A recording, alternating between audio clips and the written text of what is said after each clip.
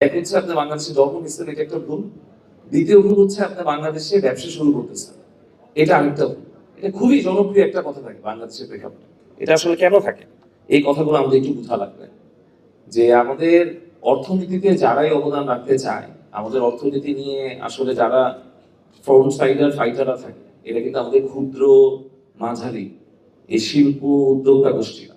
তারা বরাবরই আসলে, আমরা যদি আমাদের উদ্যোক্তা বা এই ইনস্টিটিউট গুলোর কথা বলি, বাংলাদেশ ইকোনমির অলমোস্ট 90% উপরে বেশি সিংহভাগ একটা অংশ আমাদের ক্ষুদ্র মাঝারি শিল্পগুলো দখল করে আছে। আর ওরাই সবচেয়ে বেশি অবহেলিত নিগৃহীত হয়ে থাকে। সবচেয়ে বড় ব্যাপার হচ্ছে বাংলাদেশের বিগত 16-17 বছরে আপনারা যে প্রেক্ষাপট দেখেছেন, বাংলাদেশের যুব সমাজকে পুরোপুরি ধ্বংস করা হয়েছে। যুব সমাজের একটা বিশাল অংশকে হয় মাদক, মানে রাজনৈতিক ইকোনমির একটা বড় অংশ চাঁদা হিসাবে ইস্টাবলিশ করা হয়েছে। এখন আপনি বাংলাদেশের ব্যবসায়ীদের একটা করুণ সিনারিও দেখেন। সবচেয়ে করুণ একটা সিনারিও কি, যে আপনার বড় বড় নেতারা, দেশের বড় বড় অলিগর যারা দেশকে চুষে খাবে, তাদের সাথে আঘাত করতেছে। আপনার তৃণমূলের নেতারা আমাদের যারা ক্ষুদ্র ব্যবসায়ী, মাঝারি ব্যবসায়ী, যে ছোট একটা উদ্যোক্তা, তার কাছ থেকে চাঁদা নিয়ে বেড়াচ্ছে।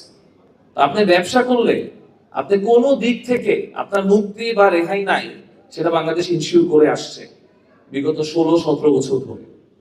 আর আমরা যখন উদ্যোক্তাদের কথা বলি, আপনারাও জানেন বাংলাদেশের ব্যবসায়ী সিনারিওতে উদ্যোগের যে ব্যাপারটা, এটা টোটালি ডিপেন্ড করবে আমাদের ফিনান্সিয়াল স্ট্রাকচারের উপর, আমাদের ফিনান্সিয়াল প্রতিষ্ঠানগুলোর উপর। আপনারা জানেন প্রত্যেকটা ব্যাংকে কিভাবে তিলে তিলে ধ্বংস করা হয়েছে।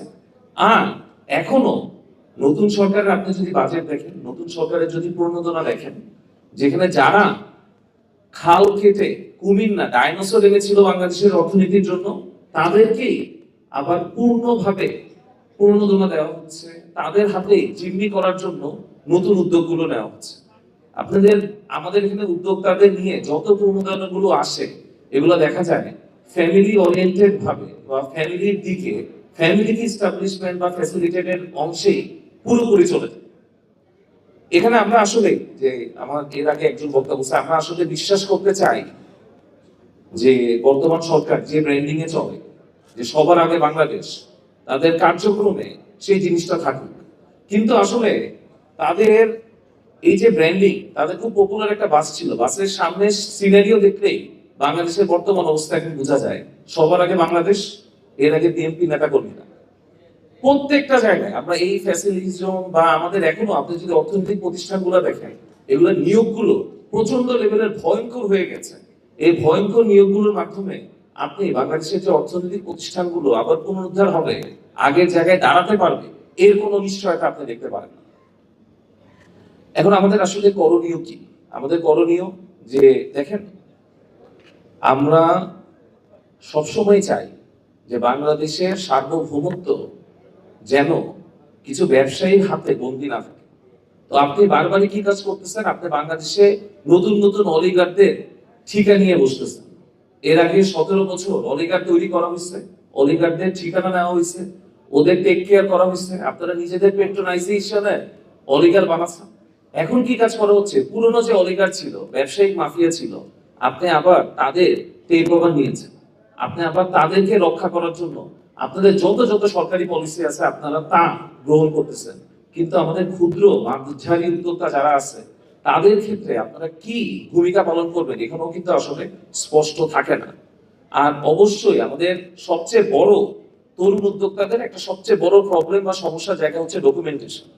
আপনি একটা কাগজ বের করতে গেলে, আপনার লিগাল ইস্যুগুলো বের করতে গেলে, আপনার ব্যবসায়ের উন্মাদনা বলেন, আপনার ব্যবসায়ের থিঙ্কিং লেভেলে 80-90% খরচ হয় আপনি এই যে ডকুমেন্টেশন, লিগাল ইস্যু, এই জিনিসগুলোকে আপনি সলভ করতে।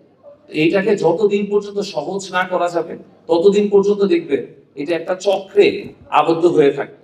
আমরা বারবারই চাই আমরা জাতীয় যুব শক্তি আসলে যুবদের তরুণ উদ্যোক্তা বানাতে চাই, যুবদের স্কিল নিয়ে কাজ করতে চাই। আমরা চাই না আসলে জাতীয় যুব শক্তি একটা লাঠিয়াল বাহিনী হিসেবে থাকুক।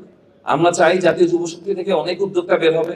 আমরা চাই না জাতীয় যুব শক্তির কেউ কোন নেতার গাড়ির সামনে, বাসের সামনে দৌড়াদৌড়ি করুক। আমরা চাই না জাতীয় যুব শক্তির কেউ লাখের এলাকা শাপলা লাগা বলুন। আমরা চাই জাতীয় যুব শক্তির, জাতীয় নাগরিক পার্টি থেকে আমাদের প্রত্যেকটা কর্মী তারা অর্থনৈতিকভাবে নিজেরা স্বাবলম্বী হোক, অন্যকে স্বাবলম্বী করতে সহায়তা করুক এবং নিজেদের একটা সুন্দর অর্থনৈতিক ব্যবস্থা তারা নিশ্চিত করুক। আমরা চাই যে আমাদের এসএমই, এমএসএমই যা এমএসএমই যেই অঙ্গ সংগঠন আছে তারা উদ্যোক্তাদের জন্য কাজ করবে, তাদেরকে একত্রে করবে, তাদের সমস্যা, তাদের কর্তব্য, তাদের দৃঢ়তা নিয়ে যেন তারা ভবিষ্যতে কাজ করতে পারে সেখানে সর্বাত্মক চেষ্টা করবে। আমরাও চাই যে এই দক্ষতা নির্ভর একটা জাতি গড়ার জন্য আমাদের যা যা কিছু করা দরকার, স্কিল ওরিয়েন্টেড যেসব পদক্ষেপগুলো নেওয়া দরকার আমরা আমাদের জায়গা থেকে চেষ্টা করব, আপনারাও চেষ্টা করেন।